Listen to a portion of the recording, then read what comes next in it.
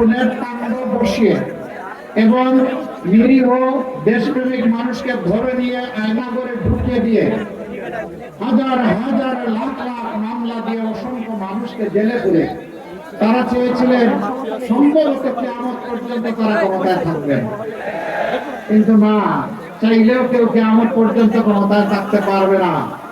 আল্লাহ তাআলা পরিষ্কারভাবে জানিয়ে দিয়েছেন, আউযু বিল্লাহি মিনাশ শাইতানির রাজীম, কুলিল্লাহুম্মা মালিকাল মুলকি তুতিল মুলকা মান তাশাউ ওয়া তানজিউল মুলকা মিম্মান তাশা।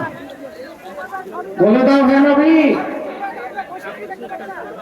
আল্লাহ সেই মহান সত্তা যিনি সমস্ত সৃষ্টির বাদশাহীর মালিক, তিনি একমাত্র বাদশা, তার বাইরে কোনো বাদশা নাই।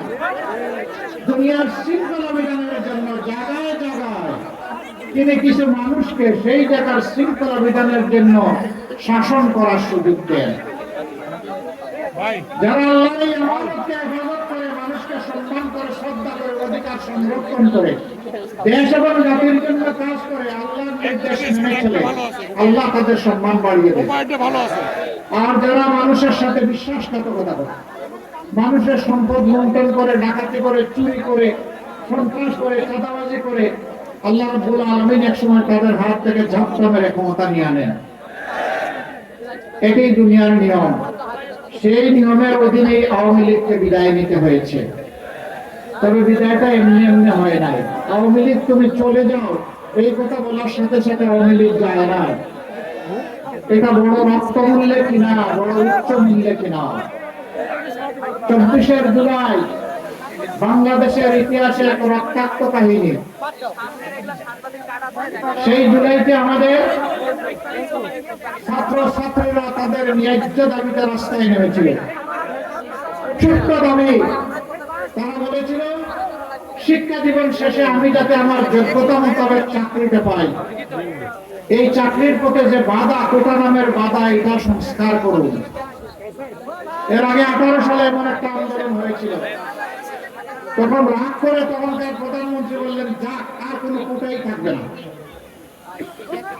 পরিপত্র জারি হলো, সেইভাবে দুই একটা চিন্তা নিয়োগ হলো বিসিএস সহ বিভিন্ন জায়গায়। এরপরে আবার কায়দা করে 24শে 1 জুলাই কোর্টের গায়ে বন্দুক রেখে আবার নিয়ে আসা হলো সেই কোটা।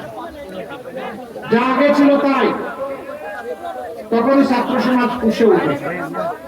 তারা চিন্তা করেছিলেন 15.5 বছর পিটিয়ে, ডান্ডা দিয়ে, হাতুড়ি মারে আমি তো সব আন্দোলনে দমন করে দিয়েছি, এবারটাও দমন করে দেব। কিন্তু মাঝে মাঝে পচা শামুকেও কিন্তু পা কাটে। তারা ধারণা করে নাই এই আন্দোলন তাদের বিদায় ঘন্টা বাজিয়ে দেবে। বিশেষ করে 15 জুলাই ঢাকা বিশ্ববিদ্যালয়ে আমাদের মেয়েদের গায়ে, ছাত্রীদের গায়ে